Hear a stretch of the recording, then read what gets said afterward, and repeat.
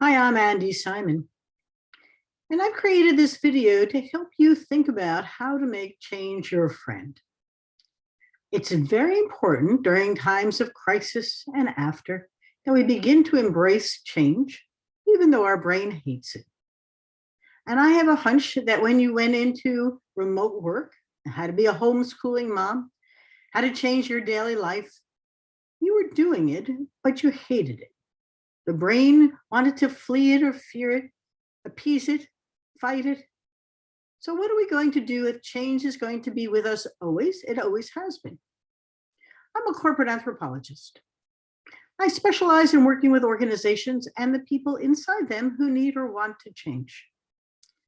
When I was a young anthropologist, I was very interested in people who immigrated and how they adapted to a whole new environment. It was wonderful to watch, difficult, challenging, but boy, were they creative, and often they thrived despite many obstacles and hurdles in their way. What I began to realize was that applying this to business was very valuable for the businesses that came to us to help them see, feel, and think in new ways. They too were stalled or stuck and needing to change. They didn't quite have a crisis, but I often said to them, if you want to change, have a crisis or create one, because that's when the brain will pay attention. What we've learned over the 2.5 million years that humans have been on this planet, if not longer, is that we survived. We beat out the brutish Neanderthals by creating something different. We created a culture. We gathered together, often through, a collaboration or competition, and we were able to find a way to provide some space for us to survive. It's said that 75,000 years ago, humans had a quantum leap in their brain that allowed us to put meaning on things. That meaning was very valuable because things weren't just. All of a sudden, they had more power to them. Whether it was a god or a rock with special magical powers, we could create all kinds of things. Joseph Heinreich has a book called The Secret of Our Success, and his research will tell us that it is the secret of our storytelling, of our cultures, that have been so important for us as humans to succeed. What does that mean for you? As the times are changing, think about COVID as a major cataclysm for us, a major crisis. As the times are changing, though, what does that mean for us to adopt a different attitude towards change, to embrace it? Think about how change is very frightening. The mind wants the familiar. It doesn't want the unfamiliar. If you were on a stage and this was a play, the familiar would be the parts that you have learned and the script that you've embraced and practiced over and over again. It makes you a good star on a stage. But all of a sudden, nobody's coming to the play anymore. The metaphor is very powerful. If nobody's coming to the play, are you going to still do the same acting play? Or are you going to change the performance? Maybe you need a new script, some rehearsal time, a director to show you where to stand and how you and your colleagues on this stage could interact.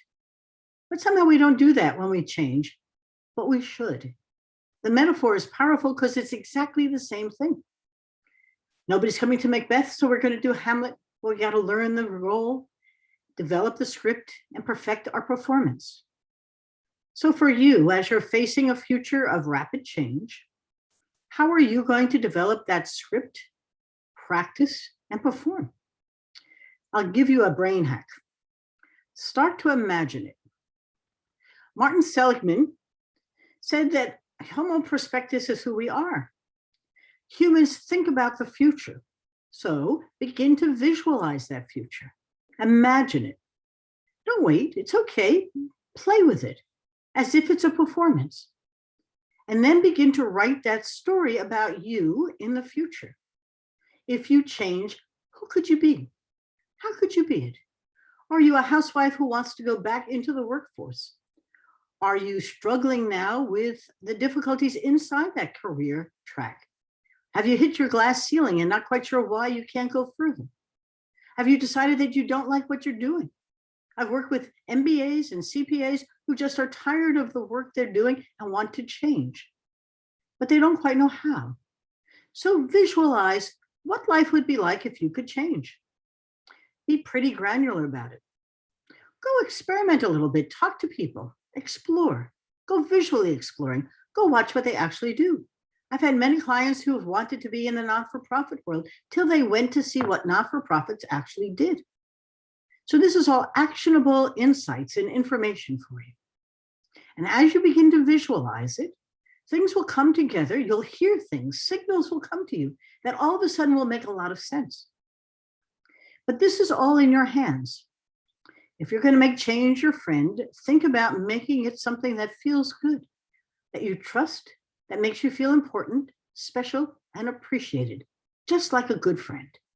And as you do, you're going to find yourself making small steps, small wins that move you forward because you've got a picture of where you want to go. And you'll hear things in new ways. Change is all around you.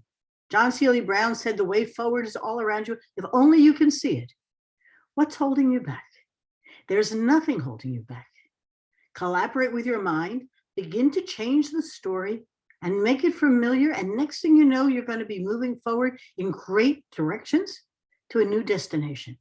And you won't stop there. Because with change as your friend, you're going to find that the times as they are changing, as Bob Dylan told us, are good for you, not frightening. I hope you have a great journey. Enjoy the trip. Bye-bye now.